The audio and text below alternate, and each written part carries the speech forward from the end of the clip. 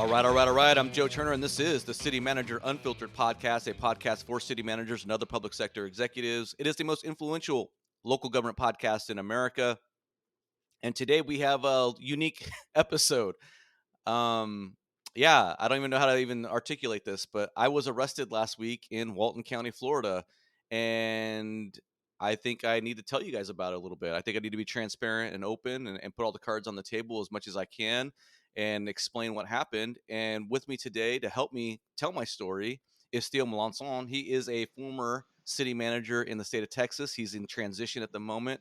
He's been a great friend and an ally during this process. And this episode's kind of coming out a week late, actually, because Theo reached out to me and said, "Hey, I know you talked about wanting to do this podcast episode. Would you like someone to join you and sit on the call and interview you and maybe take some of the load off?" And I said, "Sure, that'd be pretty freaking awesome." So Theo tagged himself into the fight to join us with me. And Theo, why don't you take a moment to introduce yourself and tell folks a little bit about yourself and why you're helping me out with this. Sure. Thank you, Joe, for having me. I appreciate the opportunity to be here with you and to talk with your large audience about this situation. As you said, I'm a manager in transition right now. I am currently a 12-year veteran of the profession of city government as a chief executive.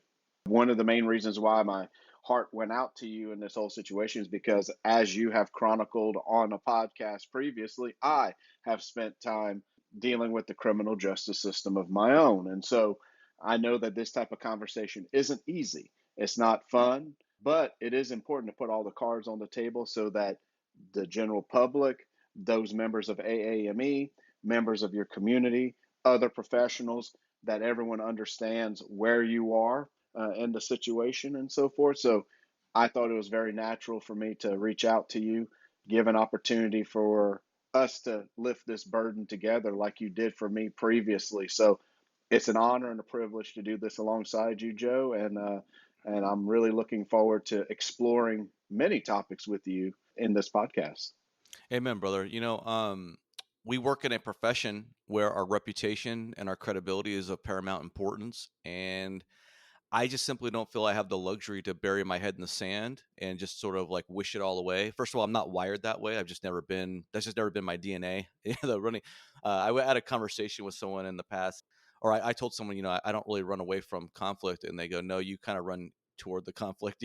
So, it's sort of like life lessons is, I've just sort of had this innate belief that whenever you're going through a difficult situation and your body's telling you to run or telling you to shut down or, not acknowledge it or try to deflect, that's just those hard, tough conversations you have to have, and you just got to lean into it. And I'm just naturally predisposed to just meet those head on. And I wanted to talk a little bit about that today because since the story broke, I have been very transparent about it. The first moment I got to a laptop and was able to post on LinkedIn, which was on the Friday, the day after I got out. So I got out in jail on midday Florida, and I literally drove the entire day to get myself the hell out of Florida.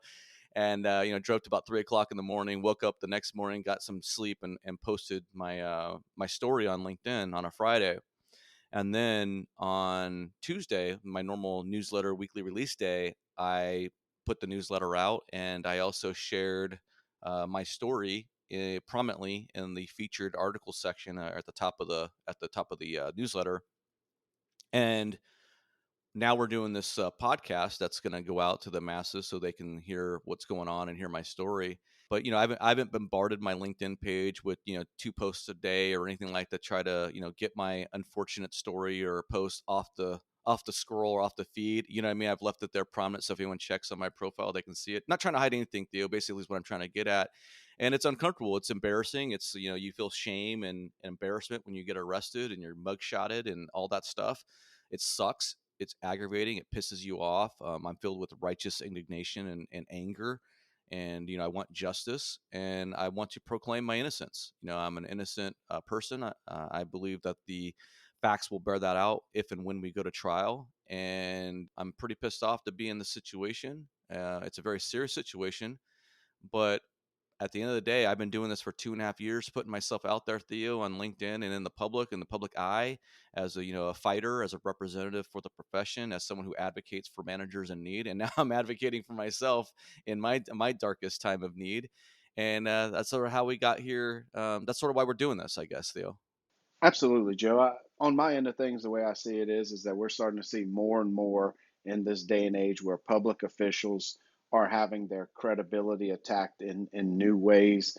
I think that this is a new type of lawfare that's existing now, where the use of reputational damage is becoming more and more prevalent as the politics in local government continue to rev up and become more toxic in many ways. So, Right. you know, this is a sadly a corollary to what is going on nationwide. You've covered it numerous times across the country, advocating for city managers, also covering the actions of elected bodies and elected officials in those bodies on how they're treating officials.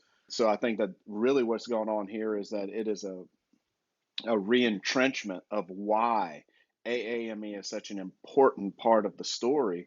Because what would we be doing? What would I have done in my situation in Navasota that you covered and chronicled? What would you be doing now without a platform as well? So what would elected officials be doing if there wasn't someone there to start exposing the light of day a little bit? So yes, it's a very tragic situation. I'm very eager to find out more in the future as you're allowed to speak on the matter, to understand more about the case. But most importantly, to me, seeing what you're going through reinforces why AAME is so vital to the future of our profession.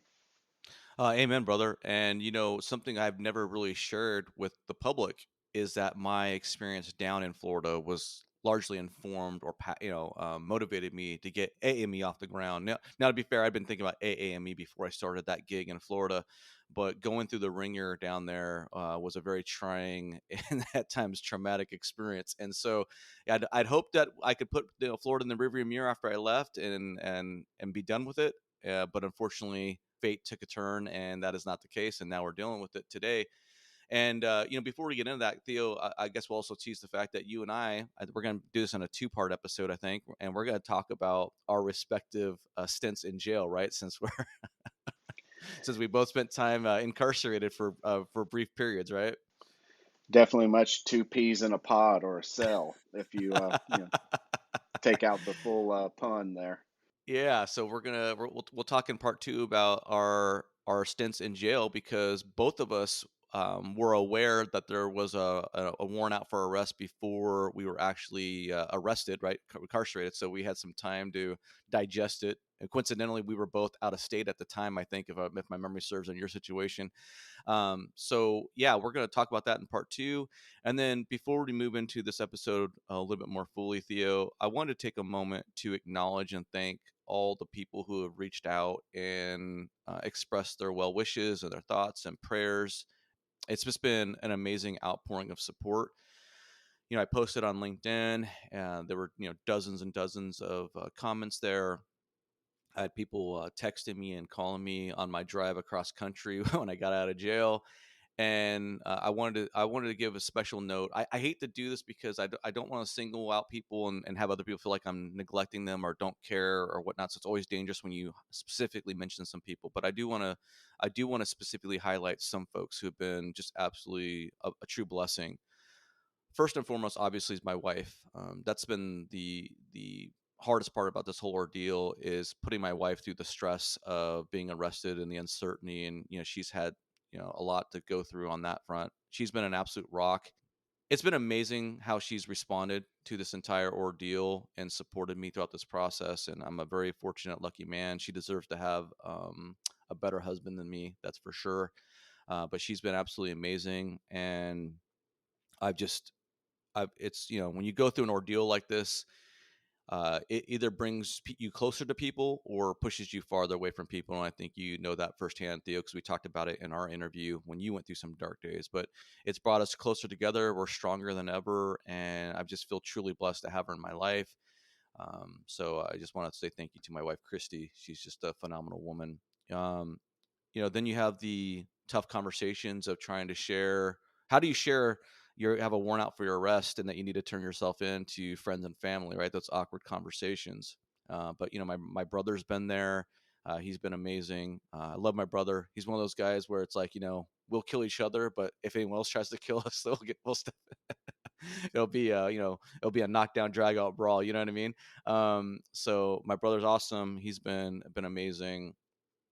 And then Theo, you've been amazing. I won't get into it at length here in this episode because it's more of a private thing between you and I as far as the support and friendship you've shown me. But you've been truly remarkable, and you've just been an amazing friend throughout this whole ordeal. And I leaned on you pretty heavily because the reality is you've gone through a situation where you were accused of a crime that you did not commit, and you faced a very similar situation of being incarcerated and have your reputation tarnished. And frankly, Theo, if I'm being 100% honest, um, although I'm facing two third-degree felony charges in the state of Florida that come with 5-year jail sentences potentially, you were accused of a domestic violence issue that was made up. And in this era that we live in now, I think that's even more damaging and more could be more harmful to your career and your reputation than what I'm going through. So I wanted to thank you for that, Theo.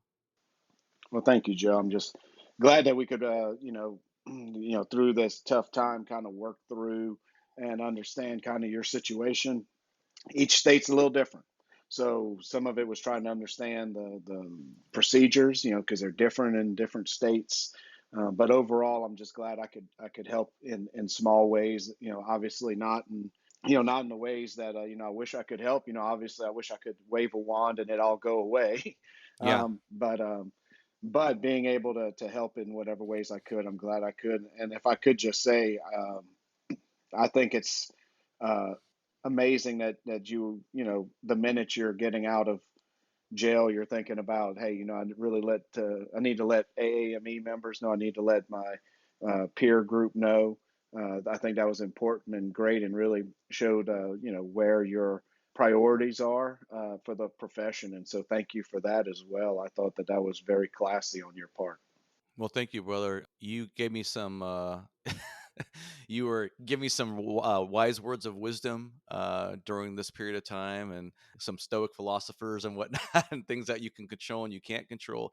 And there's some things that you said that dovetailed into what our friend Ed Meese, who I also want to thank, he said.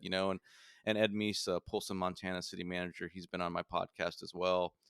He called up and he checked in on me and said, Joe, we had a lengthy conversation, but the key takeaway was it's never as dark or as bad as you feel like it is in that moment, and it will get better. Your day will get brighter and you'll get through it. And so I want to thank Ed for that. Ed has been a phenomenal friend throughout this ordeal.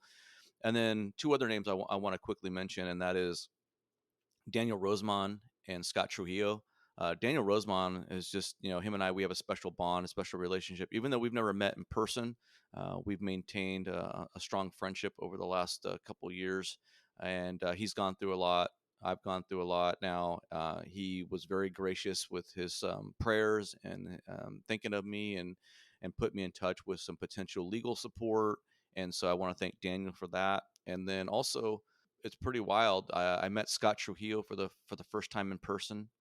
He's just a man of God, a man of faith, and I struggle in that area. That's an area that I don't really want to get into in this topic of this podcast, Theo. But I have a complicated relationship with God and religion. But Scott's a believer, and he's been checking in on me and expressing his thoughts and prayers and support for me and my family. And I just think he's an all around good dude. And so many other people. So I don't want, if I didn't mention your name, I'm sorry. I'm not trying to dismiss your check-ins or whatnot, but I can't obviously spend the entire podcast thanking people. But I just wanted to do a special acknowledgement of those individuals, Theo, and I feel truly blessed, truly humbled, and I will tell those folks who are listening that whenever you have somebody in your friend group or your personal network or professional network that's going through some dark stuff, the reality is there's not much you can do really to help that person, but your ability to check in and just let them know that you're thinking of them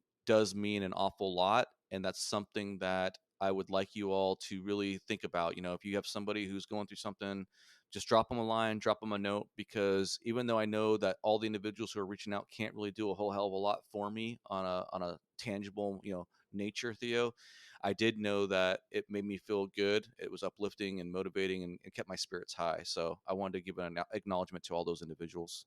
The way I feel, Joe, is that these moments like this are the times that we are really going to find out who really cares about us, the people that are truly in our corner, there for us when we need them, and really separating the wheat from the chaff. Which reminds me of Book of Matthew and things of the nature. So really, my time it really helped me to process everything, and thinking that I was losing people when in actuality I was actually gaining time. All these relationships that I was spending time building with certain people, that was time I could have focused on the people that were going to be there through the hard times. And so that's how I've really processed some of that. Yeah, it's a little bit of a mindset shift, or framing of your mindset when you go through something like this, because you realize that the people who are most important to you are the ones that you should be giving more of your time to, right?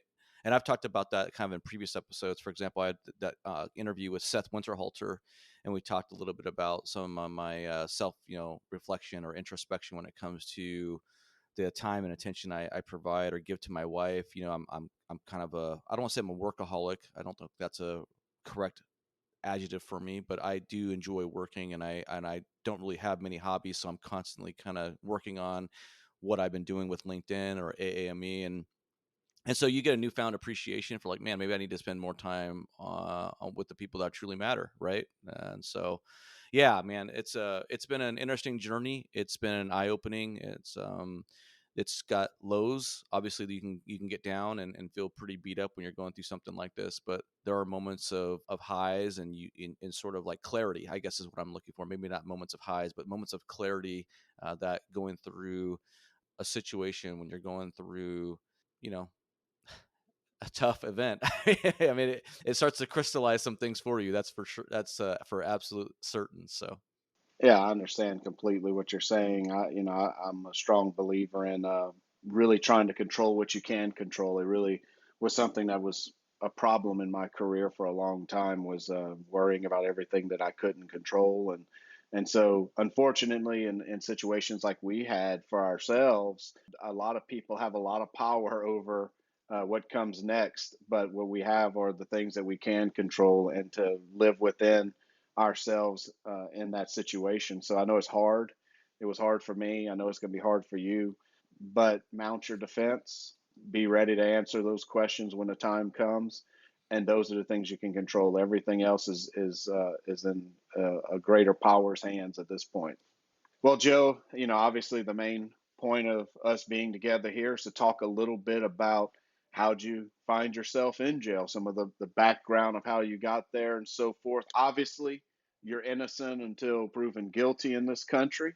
And so you're going to have to mount a defense. And that means that you're going to have to be probably a little bit tight lipped about certain aspects of the case. But to the best of your ability, without compromising your defense, Joe, would you care to talk to us a little bit? Give us a little background of how we found ourselves here today.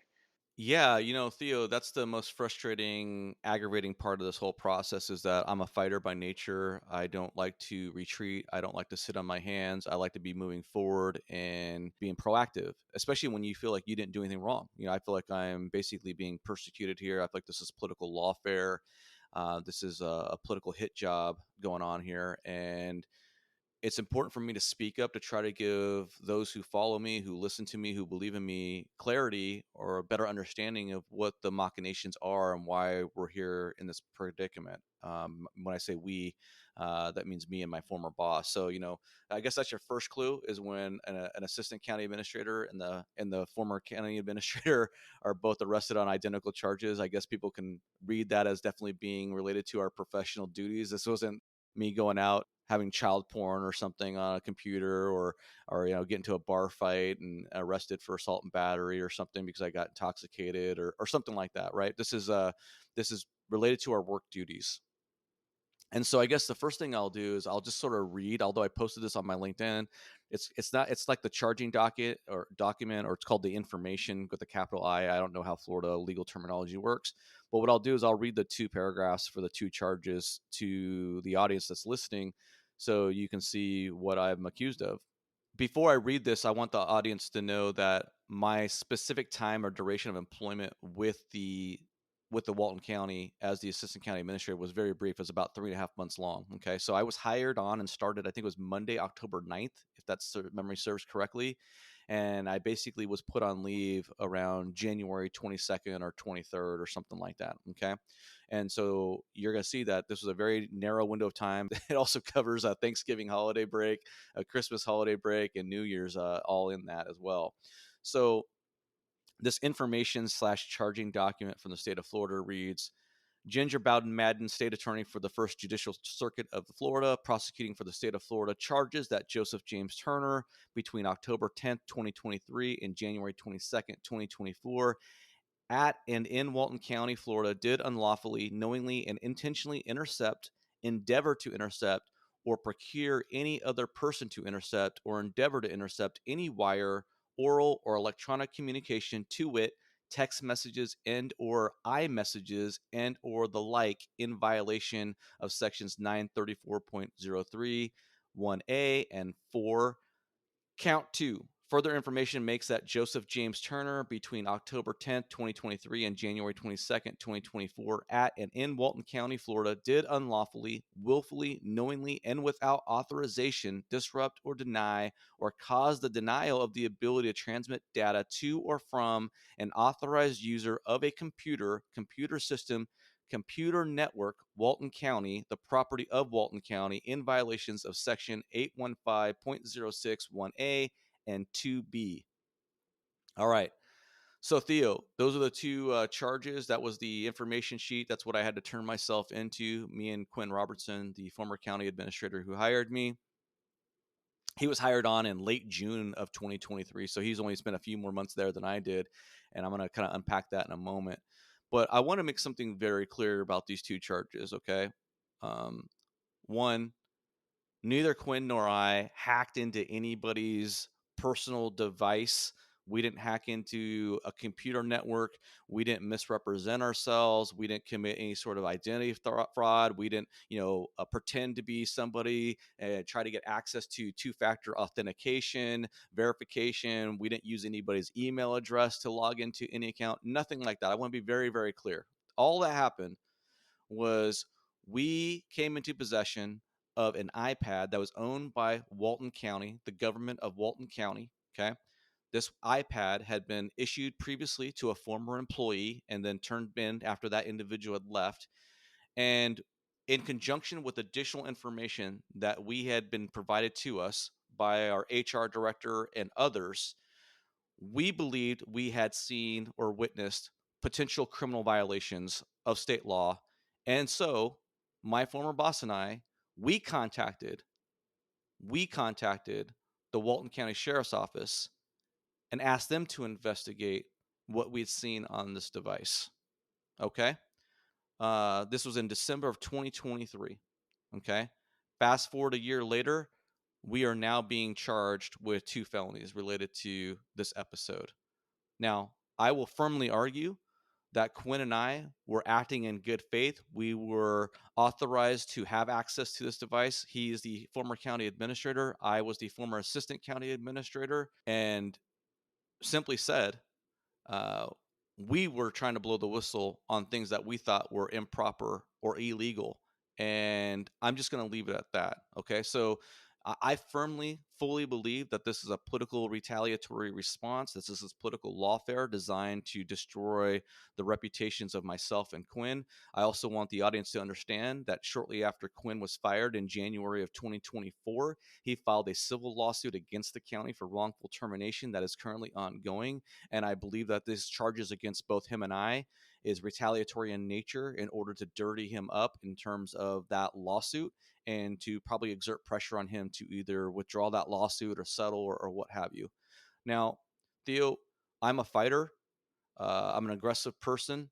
I believe in standing up for yourself and not taking shit from anybody. And so what happens is when you have that personality and you see things that are going on behind the scenes that are wrong and you want to stand up to power, I don't run away from a fight. What happens is you become a target from those in power who feel threatened. That is essentially the too long didn't read version of the story, Theo. I can't get into all the details, but I will tell you that what this is about is two administrators trying to do right, trying to root out corruption, cronyism, graft in Walton County. We turned in a device that we had been given to us by IT staff, and we saw stuff on there that was concerning. We asked for it to be investigated by the authorities, and it's now being weaponized against us. And Theo, I'm not going to sit here with a false bravado and tell you that I'm not afraid, that I'm not concerned about going to jail. We are facing two felony charges. They are third degree felonies, the lowest felonies you can get in the state of Florida, but they do theoretically come with 5 years of jail time. So I'm not going to sit here and tell you with false bravado that I'm not afraid of going to jail, that I'm going to fight it and we're going to be victorious and I'm fearless in that regard. That would be completely dishonest, disingenuous on my part. There is some fear. You would be stupid if you didn't have fear on it. Yeah, there's some trepidation, right? But I will also tell you, Theo, that I am actually looking forward to the prospect of going through the deposition process, getting people under deposition, and getting to a trial and being able to put all the evidence out there. And I think a jury of our peers is going to see what Quinn and I were doing and what we were trying to do, and I think they're gonna be supportive and sympathetic of our position. Well, I believe just from the feedback I've gotten, and I'm sure you have as well from our AAME brethren who have kind of been following along with all of this, they see a lot of the issues, with these type of statutes being used against you. Joe, really, I've had an opportunity to kind of look at the statutes and things of that nature. Really looks like it's about wiretapping and something like being very active in the process of capturing communication. Like I said, I don't know a whole lot about the facts of your case, so I don't know what you can elaborate on, what you can't. But that does seem like a stretch to me that some type of wiretapping statute is being used. You said something. Let me step on you there, Theo. I mean, I want to make something very clear. I want to make this very plainly clear, right? We are talking about a single device that was owned by the county, where the personnel policy for the county states that there's no expectation of privacy for anybody to put anything private on a government device, right? It's supposed to be used for government purposes only. Okay. There was nothing protected on this device, nothing whatsoever. Yeah, the idea that we're playing some sort of cloak and dagger technology wiretapping games or something, me and the former administrator, and that's how we're being charged is patently absurd. So I guess to piggyback off of that observation, I remember from your discussion with me a little bit earlier in this talk that you were there in October. Every and at what point did you turn in this information to the county? I know it's not very long, so my question is twofold. One, how long into your tenure was that? And part two, how much of that has to do with the political climate and how did it get so bad? Well, again, I was hired. I think it was Monday, October. Actually, hold on. I've been saying this. I want to make sure I got this right. I'm gonna look at the calendar right now. Bear with me for a second, Theo. Yeah, I apologize. It's just I'm putting like the timeline together. I'm like, this is not very long Yeah, for things to escalate to such a degree. yeah. Well, it's Monday, October 9th. Okay. And then 2 weeks later, I have an email that's going out countywide. An individual sending out an email countywide to thousands of residents, literally thousands of residents. Like imagine a political campaign email going out, putting your face on the front page of the email, saying that this guy is a bad person. They shouldn't have hired him. Literally me. I was being crucified across the entire county 2 weeks into my tenure. And I'll tell you why that happened. Quinn and I were literally an existential threat to the good old boy way of doing business in Walton County. The corruption, the cronyism, the graft that was taking place in the county we were going to put a stop to that. What a lot of people don't understand, or you need to understand, is that Walton County over the last 20 years or so has gone through massive growth and expansion in population. Especially, it was really heightened with great significance during the COVID pandemic, right? Because before you had this, much of the population was inland, right, inland from the coast, and then over time you've had massive growth in housing along the coastal areas. A lot of people aren't aware of this, but Walton County is literally like a 20 some mile stretch of land, of coastline, between Destin and Panama City Beach. And so over this period of time, where literally Walton County is one of the fastest growing counties in the country, right? It was the fastest growing county in the state and one of the fastest growing counties in the country. You had thousands of people moving in, and it was generally speaking, a lot of it, as I understand it, was temporary non-permanent residents who are using that as a vacation homes, and that kind of deal. But with the rise of the 2020 pandemic, a lot of those folks started settling in there permanently over time, because they could work remotely and what have you, with the just the changing workforce dynamics of the COVID pandemic fallout. So you have a lot of individuals who have moved into the county are not tied to the county historically. And then you have this inland population in many respects that's been there for decades and eons. And there is some resentment to some degree with respect to these out of towners who have moved in and kind of taken over their beaches and the coastal areas, right? I say all that to mean that even though Walton County has grown rapidly in size over the last 20 years or so, there's still a very old way of doing business, the good old boy way of doing business in Walton County.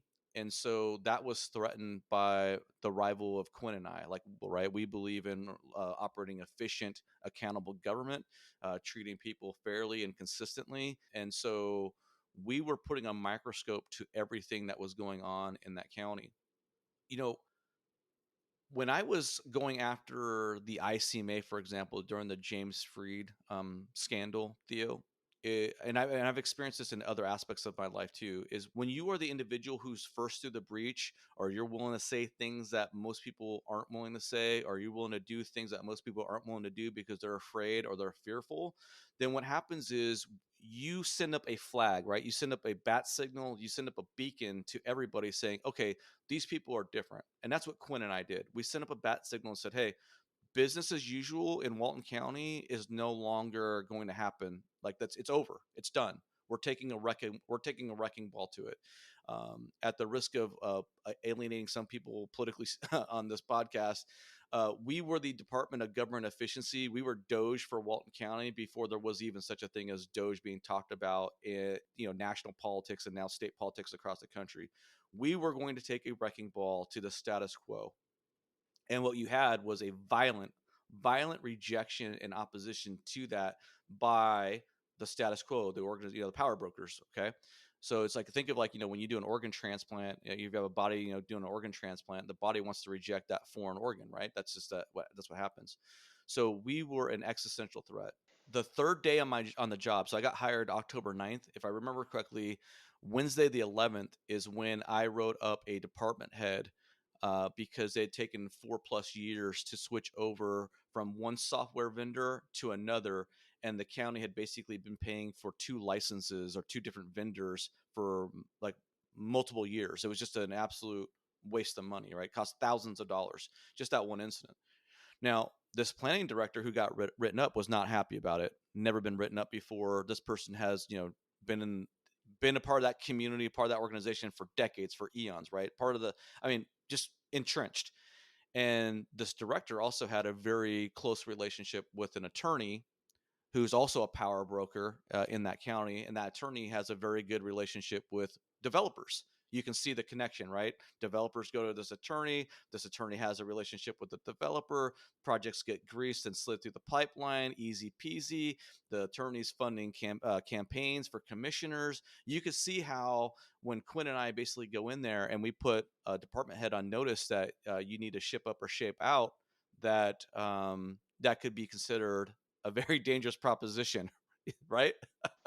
Absolutely. I mean, and really be honest, I mean, it's always hairy to push back against people that have means and resources, because they can really make your life rough. So I can totally understand, especially whenever you're pushing back against developers. I have numerous examples just in Texas of city manager or city council standing up to developer because maybe they wanted to build something substandard or outside of a logical variance, and then all of a sudden there's a funding of campaigns to wipe out the council that then wipes out the city manager and his administration. So I do know that that's a very common story all over the country, but I know for sure some examples in Texas that are some pretty egregious ones. Joe, let me ask you this. So, Well, and not only that, Theo, keep that thought. I want to step on you, but throw in the fact that you're talking about some of the most expensive land in the country at this point, right? This is the Emerald Coast. This is like incredibly expensive property, like multi-million-dollar parcels. We're talking projects that have valuations of tens, hundreds of millions of dollars, right, going through the pipeline. So there's a lot of money at stake here, a lot of dollars flowing back and forth, and we threatened to turn off the spigot on some of that activity, essentially. right, so big money involved and people with some very vested interests in ensuring that things don't change in the county, it sounds like. Absolutely. So Joe, so all this is happening, fires catching. Obviously, you have the situation that then leads to the two charges. I guess, can you round up kind of you and Quinn's tenure kind of in those kind of, because I mean it was not a long tenure for either of you. I'm just being No, it wasn't. honest. Um, but I guess what I'm saying is that kind of, I guess, how does it all come to a head? How do these tenures come to an end whenever this elected body and vested interests realize they are now dealing with, as you called it, the Doge Yeah, coming to yeah. Walton County? So Quinn started in I want to say late June, if memory serves correctly, and I started in early October, right? And then literally 2 weeks after I got there, and a week and a half or so after we had written up or I'd written up the director, the planning department director, that's when a massive email campaign started going out against me. And look, I'm gonna toot my own horn on this, Theo, a little bit. Everyone knows I have a reputation for being a stone cold killer when it comes to going after inefficiency in government, waste, and not afraid to have tough conversations. Right? I'm not afraid to fire somebody. I'm not afraid to hold people accountable. I have a very firm philosophical approach to government, and that is that as a public sector executive, it is my job to return value to the taxpayer shareholders, right? It's like we learned in business school, or what I learned in business school. Like when you're the executive of of a corporation, your number one job is to return value to shareholders, and my number one job as a public sector executive is to return value to the taxpayer shareholders. So that's always going to be paramount. I'm not going to support graft. I'm not going to support cronyism. I'm not going to support waste. I'm not going to support make work jobs. That's just not in my DNA. And so, um, that is not how things worked in Walton County. In Walton County, everybody knows everybody. They either know my blood, there's relationships, and it's like, it was incredible that the everybody that we would interact with had some sort of second or third degree separation with a commissioner.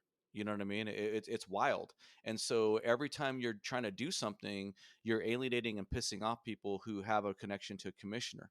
Now, I want to make something very clear, because I don't want to give the impression that everyone in Walton County is corrupt or incompetent or anything like that. There are so many phenomenal people in that county, residents, even employees in the organization. I mean, I enjoyed working with so many individuals who were employees within Walton County and also interacting with residents of that community. I mean, there's just so many good people. But the reality is you have individuals who have reached the highest levels of power in the county, and they can take advantage of that position. I didn't. I'll give you one example. I didn't get a chance to research this, but I heard it, and I'm highly confident it's true. And it kind of gets back to what I just said a minute ago. When we threw up that flag, Theo, and basically said, "Hey, we're doing things differently," we literally had people come out of the woodwork and give us basically stories about X, Y, and Z happening. I am not joking. Literally, remember, I was there for 3 months. It was 3 months of an actual, just like absolute. Think of like World War II trench warfare, mortar bombardment. That is what Quinn and I were under for the entire time we were there. Right, every which way we looked, we had, just landmines that we were trying to basically navigate through, right? While trying to save our jobs, right? I mean, I'm 2 weeks into being hired and I'm already being attacked. And 1 month into me being hired, they're trying to fire Quinn at a special meeting. But we had, and again, this is I'm very confident this is true, but I didn't get a chance to research it because again, I was there for 3 months.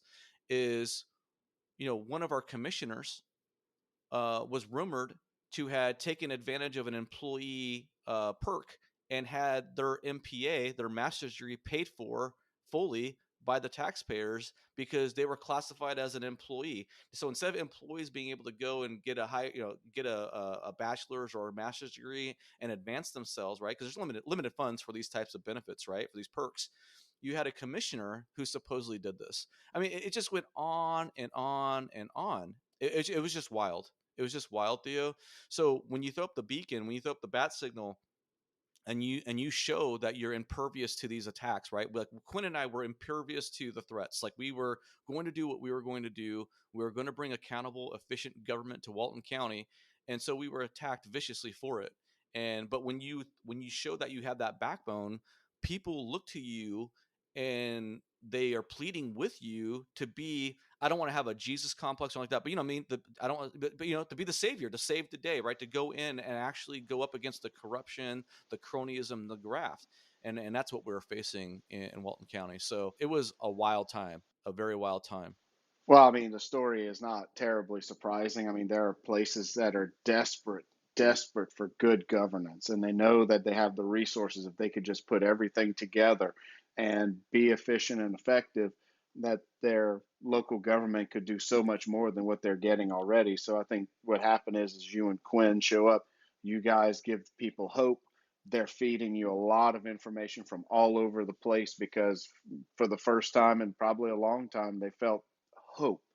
That's what a Right. lot of people forget in local government is that we have the ability to affect people in ways the federal government and the state government wishes they could affect people. We have it at the local level. And so when they see hope, they see someone that can come in and do great things, they jump on it and take advantage of it.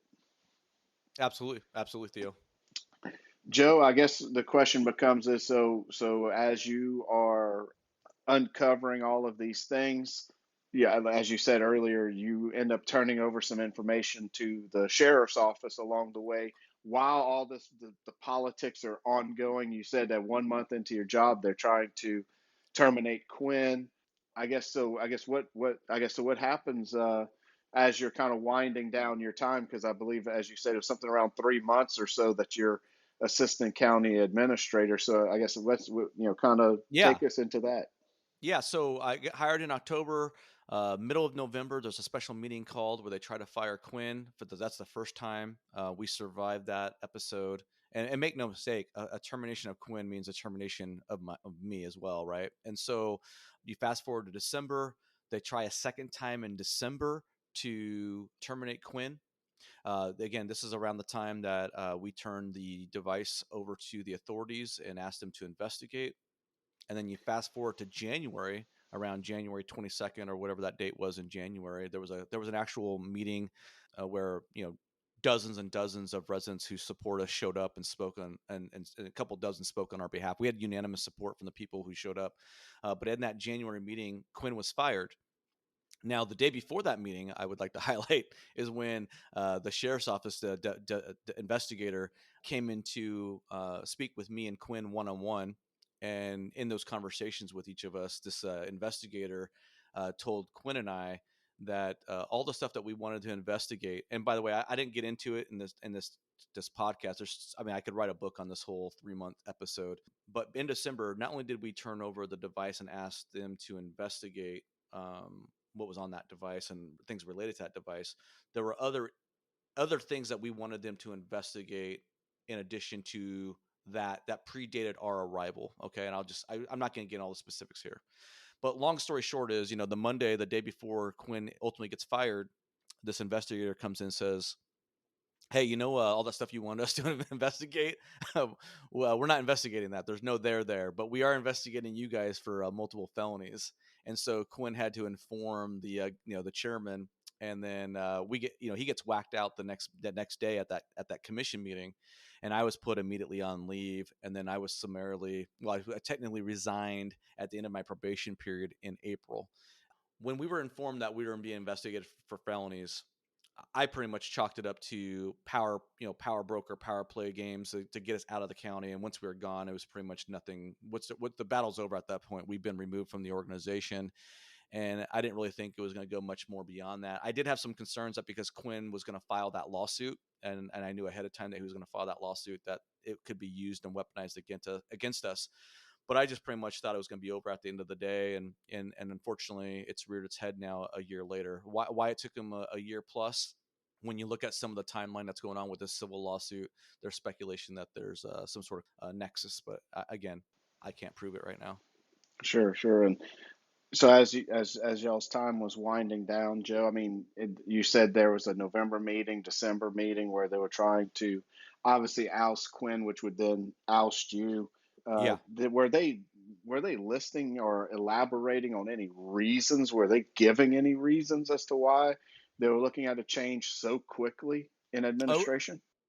No, it was all ticky tack. It was all ticky. I mean, I'm giving a little bit of a very simplistic answer because obviously we've been going at this podcast now for about over 50 minutes, and there's only so much I can really get into in terms of inside baseball that makes sense for the audience. But it was a lot of ticky tack stuff. You got to remember, we had never even Quinn at that point. Memory serves, hadn't even fired anybody. Okay. The our major sin was going after and putting that department head on notice, because that department head was so entrenched with the good old boy system of getting things done, right? As far as developments. And again, we're talking about the fastest growing county in a very wealthy area, right? When it comes to property values and what have you. So that was essentially the beginning of the end. The beginning of the end for Joe Turner was 3 days on the job when he wrote up the planning director, and so that's how that whole thing shook out. But we never even fired anybody, to my recollection on that. It was some ticky tack issues, and essentially Quinn went and play ball. The other thing too, I didn't talk about this, is like it's wild. A little bit of a sidebar. So each member of the commission would have one-on-one meetings with the department heads before every meeting. So they were used to not having a an administrator or a manager serving as a buffer in between them and the department heads, because it was all you know, you know what that means, right? Obviously, when the department heads are going and meeting one on one with the commissioners before every meeting, right? So you can imagine how that played out for Quinn and myself, especially when you're talking about some of those department heads. Not all, but some of those department heads felt threatened by our arrival and our presence because we were going to shake things up. So that was the joyful adventure in Walton County, Florida, for me, yours truly. Well, Joe, like I said, you have the support of many people in AAME. I've heard nothing but positive support for what you're going through, and that there are a lot of people that are rooting for you, wanting to see you uh, have your day in court, to be able to beat these charges, and for you to be able to have your day to speak truth to power. So, um, I guess kind of speaking on that topic a little bit, what is the future of AAME? What's the next steps here? What do you see as the future, and what has been the feedback you've gotten from your association members?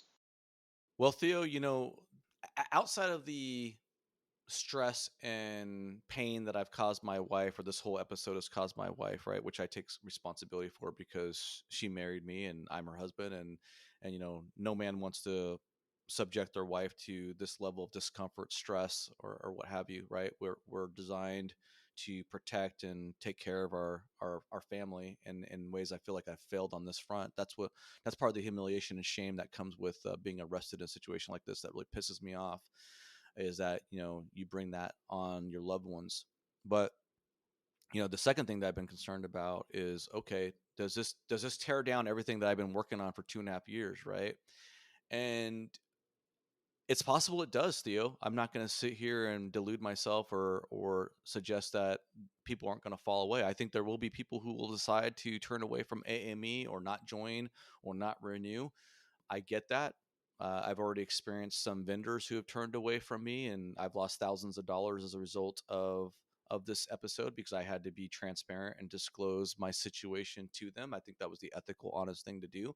For the last couple months, I've been trying to reopen. And when I say trying, I guess I kind of should put quotes in that because I've been primarily focused on taking care of fighting battles for Scott Whitaker in Summerfield and fighting for you in Texas when you're going through a recent recruitment.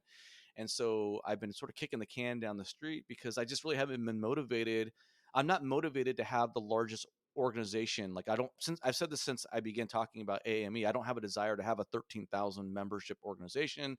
I'm not trying to get anybody and everybody to join. That's why I turned off. We only did a 40-day membership period, right? It wasn't like I'm trying to milk it out for membership. I've been wanting to really spend time taking care of folks and build the organization and create partnerships and all that stuff.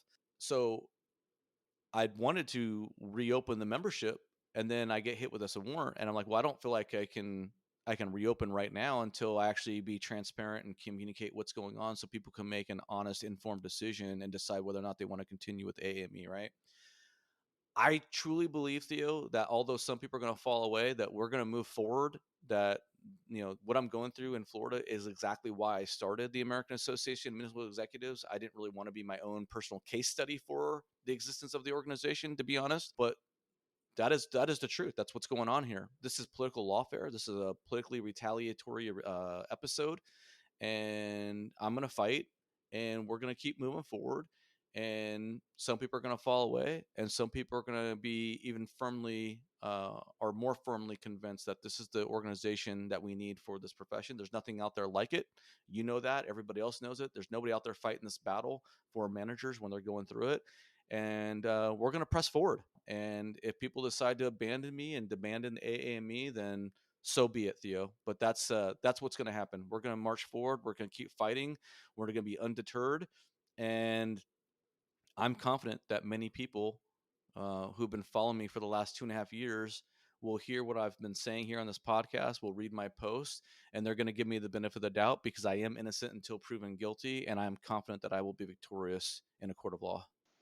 Yes, Joe. Well, first, I just want to take a moment and just say the response I've gotten from our peer group, and especially when I was able to kind of explain a little bit of the backstory, a little bit about, not that I know a whole lot about the story, but as soon as you say the words, "Hey, this is a political hatchet job," possibly, people automatically understand that that is a part of the world that we live in as public sector executives now. Unfortunately, I think that our AAME brethren are very savvy.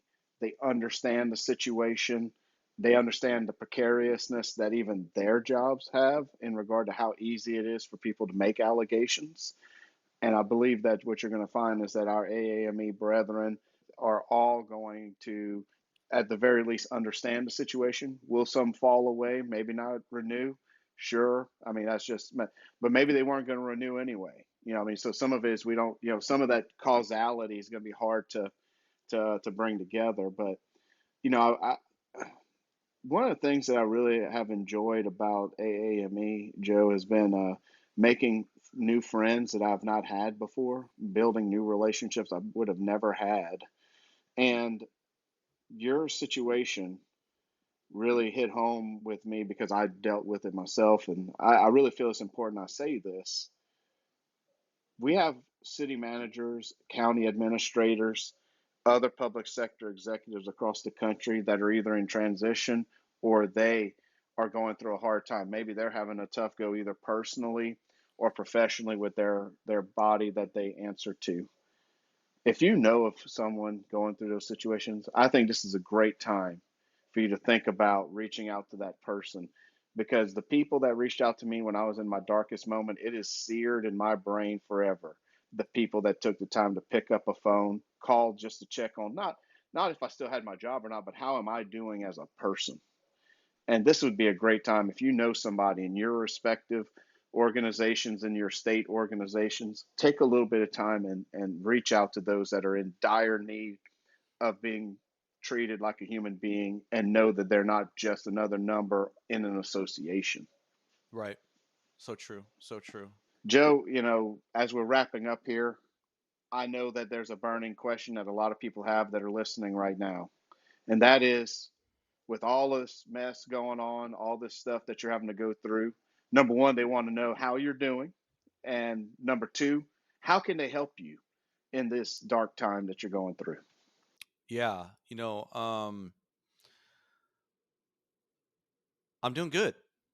I'm doing good. I have moments of being really down and beat up and demoralized, especially when I have some vendors who walk away and it costs me thousands of dollars because not only am I losing money as a result of this predicament I am, but I also have to spend tens of thousands of dollars to defend myself when this goes to trial, and so that's a kick in the nuts, right? So that can be demoralizing at times, but by and large, I'm upbeat. I'm optimistic. I'm convinced I'm in the right. I'm righteously indignant, and I'm looking for justice. So I'm doing well. I'm doing well. I'm a fighter. I've been fighting my entire life. I've been going through battles my entire life. This is just another one of those that I have to go through. Right? We all have our struggles. Some have more than more struggles than others. And I'm in the valley at the moment, but I'm going to get through it. And kind of like what Ed Meese said to me, and what I said earlier in this podcast, it's never as dark or as bad as you think it is. It will get better. So I'm feeling pretty good in the grand scheme of things, Theo. And again, this also goes back to your support, your friendship, how you've helped me. I will tell folks that if they really want to help, like I had a manager reach out and say, "Hey, are you setting up a GoFundMe? Is there anything we can do to help with your legal bills?" Theo, I'm not mentally prepared to ask people for money. That's just not how I'm wired. I don't really want to go that route right now. If you are supporting me and you want to support me, there's a couple ways you can do it. One, if you're the praying type, please send up a prayer. I could use all the prayers and good thoughts and well wishes and all that stuff. So obviously that would be helpful. Public support is always appreciated because oftentimes when individuals like myself or you go through a dark, challenging time like this, we can feel abandoned or left, by the wayside. And private support's good, but it's also important that you publicly support friends and peers who are in need, because that sends a signal that's okay for other people to support you, right? Otherwise, you look like a pariah or a leper. Third, honestly, the best support that you could show me is continuing to support what we're doing here with the American Association of Municipal Executives and the job board. We have a free job board. It doesn't cost anything to post your senior executive level recruitment. So if you're looking to fill a department head position, or you're looking to fill an ACM role, or you have a recruitment that's at that level, post it in the job board. It's free. Continue continue renew your membership in AAME, or sign up for AAME when we reopen. Honestly, the best way that you could support me is just by continuing to support and advance the mission of the AAME, right? That's where I get my most fulfillment and joy, is by helping managers across the country. And, we're doing a lot of great things. We're working on the model contract. It's obviously been slowed up a little bit. We're working on the candidate bill of rights for the executive recruitments. We're working on other ways to bring greater accountability when it comes to recruitments and recruiters, and trying to advance the interests of the city and county management population in this country, right? Putting our perspectives and our needs at the forefront of some of these discussions. So I'm really excited about the changes we're bringing to this industry, this profession, and the positive contributions we're making.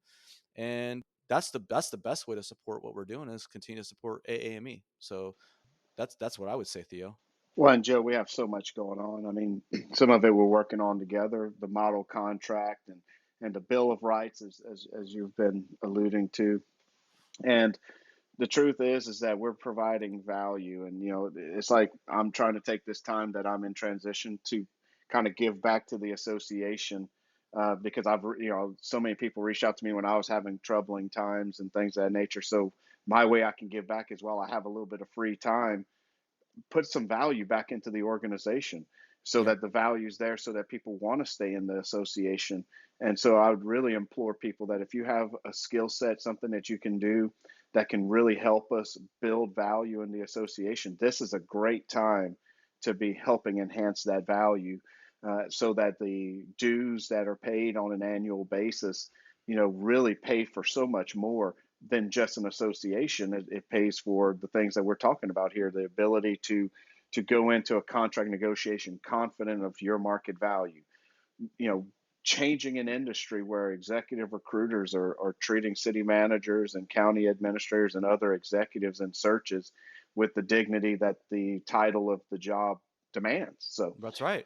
this is a 100%. great this is a great time for all of that. And so, Joe, kind of let me just ask you this, as we're moving forward with AAME and this is chugging along. I mean, I was so happy with the feedback we were getting from the Bill of Rights.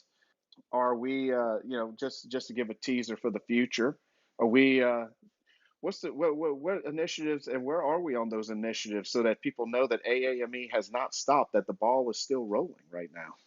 I'll be honest, we haven't gotten as far on the model contract as I'd like to have. You and I had recent discussions on this because a lot of people don't know this, but you have your law degree, right? And you are in the process of sitting for your bar exam. Is that okay for me to share that publicly, Theo, that you're going to be working on that? Sure. Yes. Okay, yeah, and so you and I've had some discussions about buttoning up that contract. We got a lot of it done, but we're not haven't gotten across the finish line. That's really something I want to get done ASAP.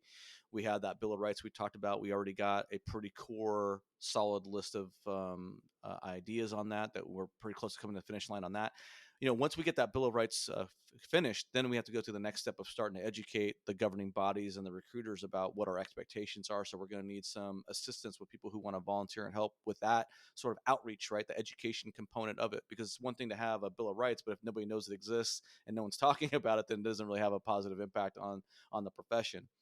We started a conversation about all the state specific laws and policies that are unique and that are specifically germane to city managers, right? Whether it comes to severance caps, whether it comes to pension vesting and so forth and so on, whether it comes to whether or not you're a CEO versus a CAO in that state or where the real power is. So we do need people to step up and volunteer to help put that list and finish it because we've started it, but it's not been finalized, right? So that's another thing that we're trying to put together. Just have this master chart or list for those who are looking for jobs out of state so they can get a sense of what the expectations are in that state when it comes to the powers and limitations of the role of the city manager, things of that sort of nature. We've talked about putting together a review site for recruiters and recruitment firms, sort of like a Yelp review site. That's something that's in the works. We have some partnerships that we've been working on that I'm now trying to retrench and make sure we're still on the same page, right? That's the other thing. When you go through an episode like this, Theo, I have to have these conversations, these tough conversations with all these different partners and vendors I've been speaking to that we've been sort of working on for months to try to roll out benefits to our members because do they still want to work with us? Do they still want to work with me? Or am I tainted now? You know what I mean? That's the frustrating thing. But I've had some really good conversations with our vendors. We've talked about financial education, bringing high, there's education awareness for finance, personal finance for high net worth individuals in the private sector. I've been working with Noel Bernal to bring that into the public sector, right? Bring an education component when it comes to estate planning and insurance and life insurance and different ways of maximizing what these tools, these resources that have heretofore primarily been used by high net worth individuals in the private sector, bringing those over to the public sector, right? Because too often our peers focus only on their pension and maybe their the deferred comp plan, but there's a whole wide array of things that we can do beyond that can help provide greater financial independence and protection for us and our families, right? That we see in the private sector, and there's other partnerships that we're working on. So I'm really optimistic about the future. I'm really excited because I've been spending a lot of time behind the scenes on trying to get these partnerships off the ground. And I've been getting some positive reaction from these individuals and these partnerships. So I think we're going to be continue to move forward. The other big one that we've talked about loosely is putting together a dashboard of sorts where we can quantify all the dumpster fire cities out there, right, and counties, so that managers know kind of like maybe what the history has been in that county, or have some sort of meter or ranking system so you can identify how volatile these certain positions are in these certain jurisdictions. So I've been working on that as well. So there's a lot of stuff that we have in the works, and we're moving forward. It takes time. It takes time, obviously, and that's what I've been working on over the last 10 months or so since the organization was launched. Well, it just sounds like there's so much going on, and it's so great to hear that even with these situations, that the momentum has not stopped. Maybe slowed a little, Obviously you Oh, have for to be able sure. Yep. Yep. you know I'm human being. I'm a human being. So Right, right, absolutely. So you're going through a lot of things. You have to take care of your personal life, make sure all that's in order. But it's great to hear that all of these things are still in the works. That there's so much work ahead for AAME to do. That is such a great value to the membership, and I think that what you're going to find just from the conversations I've had, very savvy group of individuals that make up this association, yeah. and I think that they see what we're trying to get done as a group, founding members with the founders of the organization. So this is really exciting. Joe, I was just going to say on my end of things, thank you so much for letting me in to be a part of this. I know this is a very hard journey for you to have to go through. And so the fact that you trusted me enough to be here and walk through this with you is an honor and a privilege on my part. Well, thank you, brother. You've been a godsend, and I've said it time and time again to the people I've talked to in private. The only way out is through. That's the only way out is through, and we're gonna get through it. We're gonna fight through it, and there'll be better days ahead. So, thank you again for your support. I really appreciate it. This will conclude part one of our interview. We're gonna have a second part, which I think will be a little bit more lighthearted. I think, at least I want it to be, as far as both of our experiences with jail, and we can kind of talk about that. So we'll see that in part two. But thanks again, Theo. I'm Joe Turner. This is the City Manager Unfiltered podcast, a podcast for city managers and public sector executives. If you'd enjoy the content, please hit that like and subscribe button, hit that follow button on your platform of choice. And please don't forget to leave a rating and review on your platform of choice. Thank you very much. Catch you next week for part two.